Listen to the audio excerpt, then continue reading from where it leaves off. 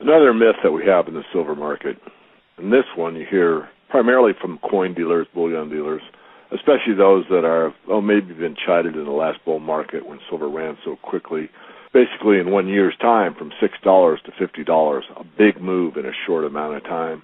You'll hear, well, I think everyone should own a little. And what they're implying is that, everyone should have a little gold and silver.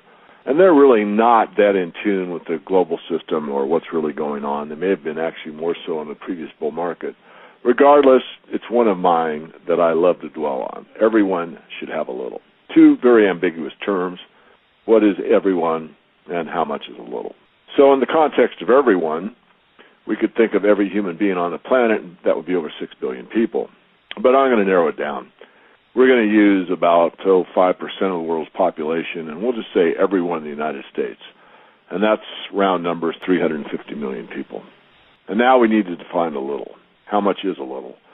Well, I'm not going to use 1 ounce as a little because 1 ounce at the time we're doing this is about $30. And I don't think anyone would say $30 would significantly change their life. Maybe $30 in lottery tickets and hit the lottery, certainly that could change your life. But $30 in any investment that I could think of, probably, even the most far outdated option that comes true, probably wouldn't significantly change your life. So I'm going to go to 2 ounces, which certainly $60 wouldn't change your life. So I think I'm well within the realm of a little. The reason I chose those 2 numbers is simply this. There's roughly 700 million ounces of silver mined every year. A little bit more, a little bit less, depending on which study you use and what numbers you gather. But round numbers, you can up it to 800 million. But quick math, 350 million people times 2 ounces, 700 million ounces. So that roughly covers the entire global silver supply on an annual basis. And yet, this is a small number relative to silver's total position. So there you have it. If everyone in the United States bought a little silver, you would be buying the annual mining supply of silver without even thinking about it. However, if you applied it to everyone worldwide buying a little bit of silver, I think you can see my point. The point is very simple. There are a lot more people than there is silver available for investment, and I've maintained that all the way up. What's funny is that the amount of silver that is above ground, that is held already, is in tight hands.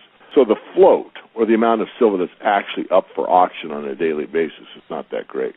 Much smaller than the 700 or so million ounces is mined. Most of that's already accounted for in the future, not so much in the futures market, although you can make that case. The point I'm making is that most of the silver users already have hard contracts in place for silver out in the future that they absolutely need to have supply to them to continue their businesses, be it auto, be it solar, be it chemical. A lot of that silver has already been bought ahead of time. As it comes out of the smelter, it's already got a destination.